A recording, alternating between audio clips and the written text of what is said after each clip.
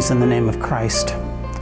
My name is Garis. I'm one of the pastors here at St. Philip Presbyterian Church in Hurst, Texas. Preaching professor and scholar David Buttrick developed a method or a style of preaching where he advocates that preachers follow the structure or the moves of the text or the passage that one is preaching upon. But he also recommends that preachers deal with the difficulties that are found in the passage too. I'm pretty sure that Buttrick would have found a difficult hurdle in this passage in Mark's Gospel that I'm wrestling with this week. It's a passage in chapter 7, verses 24 through 30. The hurdle, the thing that causes us to stop and question, is Jesus' response to a woman whose daughter is suffering. The woman was a Gentile of Syrophoenician origin, and she begged Jesus to cast out the demon of her daughter. But Jesus said to her, "Let the children be fed first, for it is not fair to take the children's food and throw it to the dogs."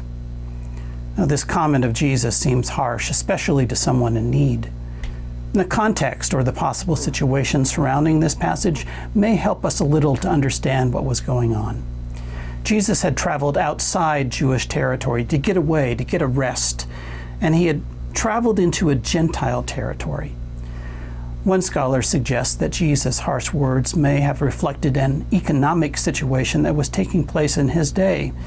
The peasant farmers may have seen their produce eaten by the Gentiles while they were scraping to keep food on their own table. But there are other opinions that may explain Jesus' harsh words. Jesus' words to the woman about taking the children's food and throwing it to the dogs could have simply been a saying, a proverb in that day. And Jesus could have meant charity begins at home. After all, his ministry was to the Jews first. Another view that I read this week pointed out the urgency that Jesus had in his mission. And he did say some harsh things to others as well, even to Jews.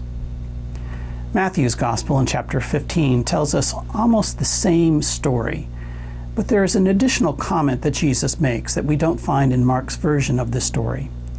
The comment of Jesus in Mark's version is, "Woman, great is your faith."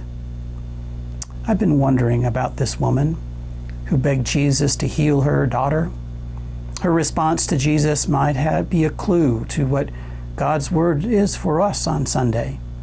And maybe the clue is from the Jewish tradition, where rabbis would debate each other and spar with other rabbis. Come and hear how God's word in this passage in Mark's Gospel has pinned me down, and how God may be giving us permission to question and even debate with God. Remember, you can always listen to the sermons here at St. Philip on our website. It's www.stphil.org. Hope to see you Sunday. Blessings and peace.